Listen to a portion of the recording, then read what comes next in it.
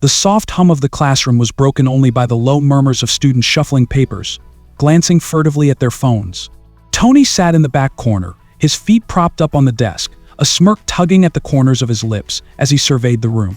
Beside him, Ronald and Bobby exchanged quiet, sarcastic remarks, their laughter an undercurrent to the droning lecture. They were untouchable, everyone knew it. Their top grades, their carefree attitude toward schoolwork, their effortless ability to skip class without consequence at all pointed to one thing: influence. "Have you seen the look on her face?" Ronald whispered, nodding toward the professor at the front of the class, who seemed unaware of the trio's attention. "She thinks she can control us, like anyone here can." Tony chuckled. "She's lucky we even grace her class with our presence. Don't worry, once this semester's over, we'll be done with this place." "Yeah," Bobby added, glancing at his phone. "Can't wait to get back to the good stuff, weekends at the yacht, parties in the city. You know, the important stuff." It was a well-worn routine, one they knew too well. As the sons of influential figures, their wealth and connections made them invincible. They could get away with anything: mocking peers, skipping exams, manipulating situations to their advantage. No one questioned them, no one dared. But then Jared walked in. A new student, quiet but with an unmistakable spark in his eyes, a glimmer of defiance that caught Tony off guard. The trio had mocked the new kid's shabby clothes and modest demeanor, assuming he'd bend to their presence like all the others.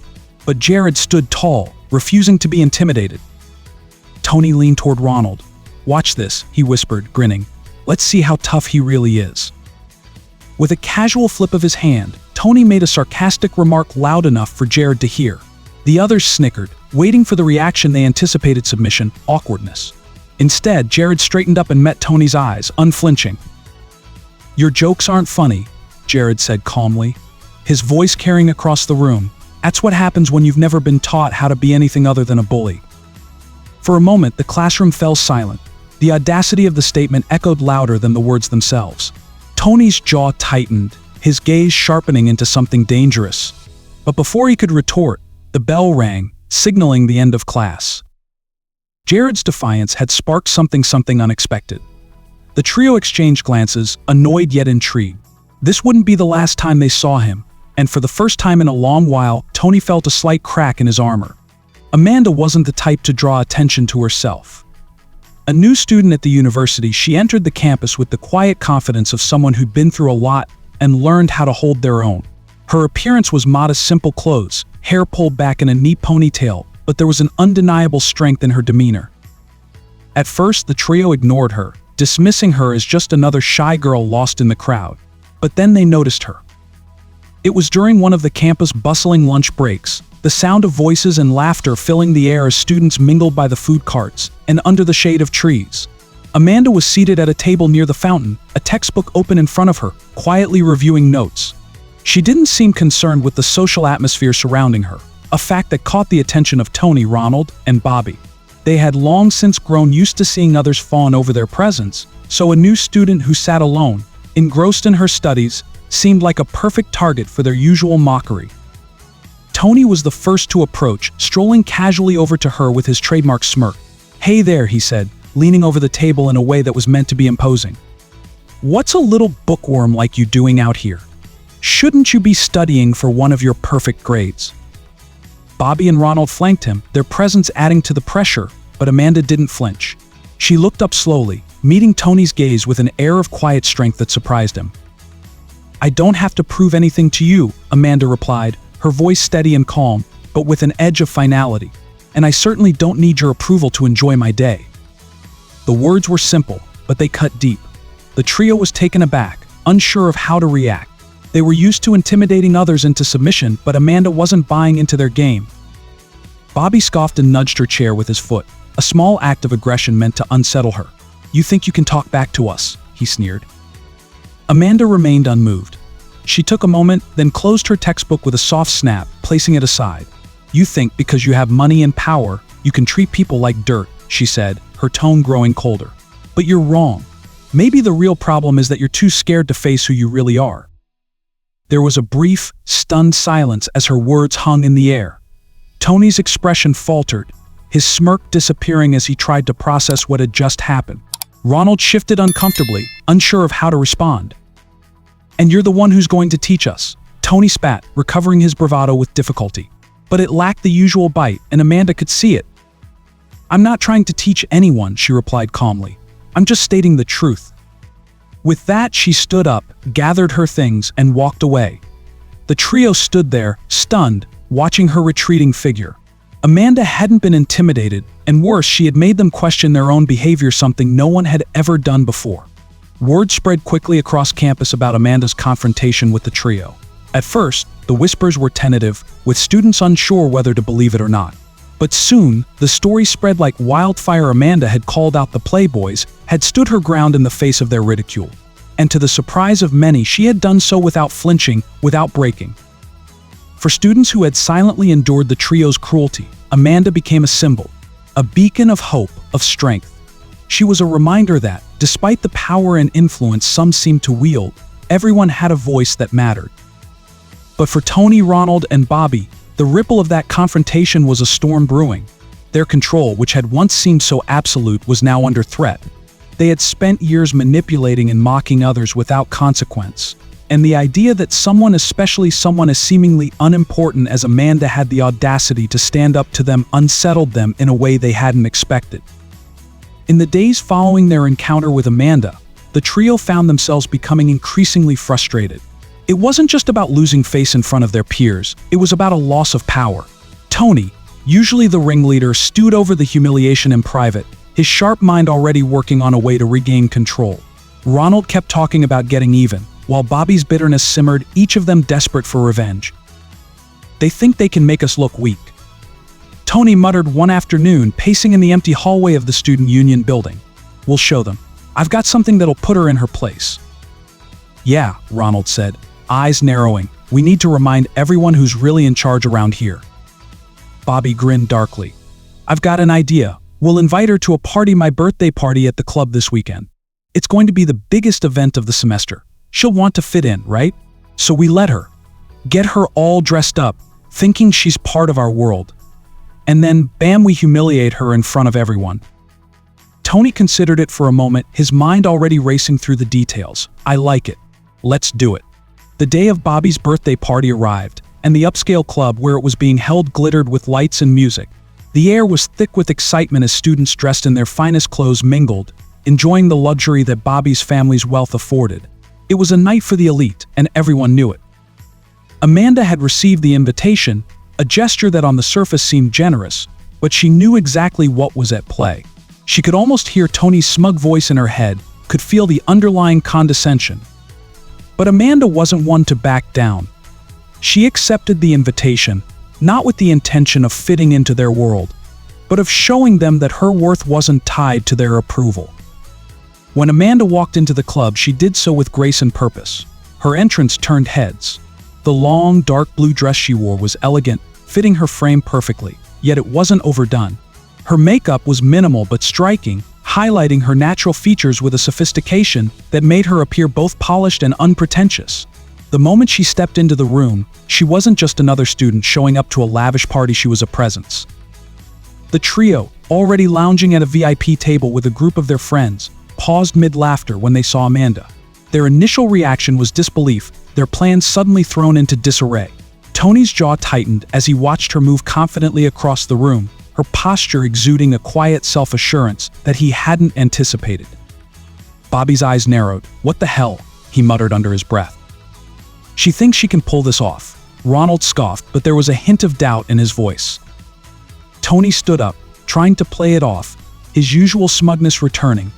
He approached Amanda, trying to mask his surprise with a cool, almost dismissive smile. Well, Amanda, Tony said, his voice forced casual. I didn't expect you to show up looking like this. Amanda didn't flinch at his words. She turned to face him, a slight smile curving on her lips. I didn't realize my presence would disrupt the balance of power around here, she said, her voice steady but laced with an undercurrent of challenge. But yes, I'm here. And no, I'm not trying to impress anyone, especially not you. The words hung in the air, and for a brief moment, Tony wasn't sure how to respond. His whole life, he had always been in control of situations like this. He could twist the narrative, make people feel small, but Amanda was different. She didn't care about their games. Bobby, growing irritated at the attention Amanda was drawing, tried to salvage the situation. "You think this is some kind of Cinderella moment?" he sneered. "You think we're going to suddenly start treating you like one of us? You're just a wannabe." Amanda's expression remained unfazed. She was no stranger to cruelty. But the difference now was that she wasn't the one trying to fit in. "I'm not trying to be anything I'm not," she said, her eyes locking onto Bobby's with a steady, unflinching gaze. "Maybe you should stop trying to be something you're not. It might do you some good." There was a brief silence. The trio, for all their bravado, suddenly felt very small, very exposed. The other guests around them, who had been watching with curiosity, began murmuring among themselves, and whispers of Amanda's poise and boldness began to spread. Tony, Ronald, and Bobby looked at each other, realizing their plan was unraveling. They had expected Amanda to show up awkward and out of place, to embarrass herself in front of everyone. But here she was, confident and composed, throwing them off balance with every word. The tension in the air was thick, and the once lavish party now seemed to pulse with an undercurrent of discomfort for the trio. As the evening wore on, the dynamic shifted. Amanda wasn't the one being humiliated, no, it was Tony, Ronald, and Bobby who were the ones becoming increasingly isolated.